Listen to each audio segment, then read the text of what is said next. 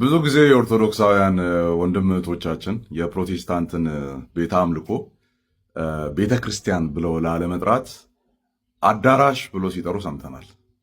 ህዝቡ ወደ ፕሮቴስታንት አዳራሽ የሄደው ለምንድን ነው እየተባለም ከአውደ ምሕረት ላይ ሲነገር ሰምተናል። አዳራሽ ሲባል ምንም መንፈሳዊነት የሌለው ምንም ነገር በውስጡ ያልያዘ ዝም ብሎ ሰዎች የሚሰበሰቡበት ቦታ ለማለት ነው። የእነሱ ደግሞ ቤተ ክርስቲያን ነው። ከውጭ ጀምሮ አጥሩ ግንቡ ተስሞ ነው የሚገባው። ውስጥ ስርዓቶች አሉ ምናምን፣ እሱ ቤተ ክርስቲያን ይባላል። ፕሮቴስታንቶችም ደግሞ ወይም ወንጌላውያን አማኞች የሚሰባሰቡበት ቦታ ደግሞ እሱ ምንድን ነው? አዳራሽ ነው። ራይት፣ እንደዛ ነው። ነገር ግን የቅዳሴ መጽሐፋቸው ምን ብሎ ያንን መሰባሰብ የራሳቸውን ማለት ነው የራሳቸውን መሰባሰብ ምን ብሎ እንደሚጠራ ስሙልኝ። ካህኑ የሚልበት ቦታ ነው። ሃሌሉያ፣ እኔ በቸርነትህ ብዛት ወደ ቤትህ እገባለሁ፣ አንተን በመፍራት በምትመሰገንበት አዳራሽም እሰግዳለሁ ይላል። በምትመሰገንበት ምን አዳራሽ?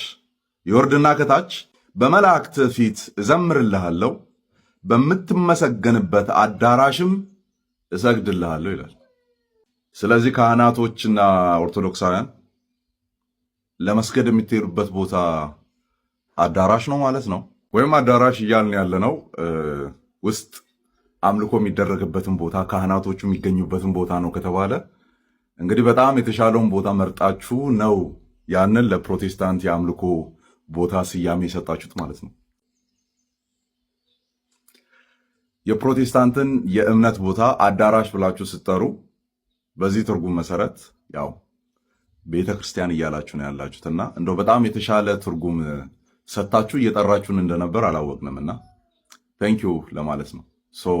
አዳራሽ ሲባል እንትን አይደለም ነው ይሄ ድሚል ለማድረግ ለማሳነስ ምናምን ነው የሚጠቀሙበት በብዛት። የማሳነሻ ቃል ከሆነ እንግዲህ ያነሰው የነሱ ነው የሚሆነው። ምክንያቱም በአዳራሽ እሰግዳለሁ ነው የሚለው፣ በአዳራሽ ማለት ነው። ወይም መቅደሱን ሊሆን ይችላል፣ ኦር ግቢውን ሊሆን ይችላል። ብቻ ምን ተብሎ ሊጠራ ይችላል? አዳራሽ። ስለዚህ ስድብ አይደለም ኦር ንቀት አይደለም። መስሏችሁ ነበር ይህን ሁሉ ጊዜ የቆያችሁት። አይገርም?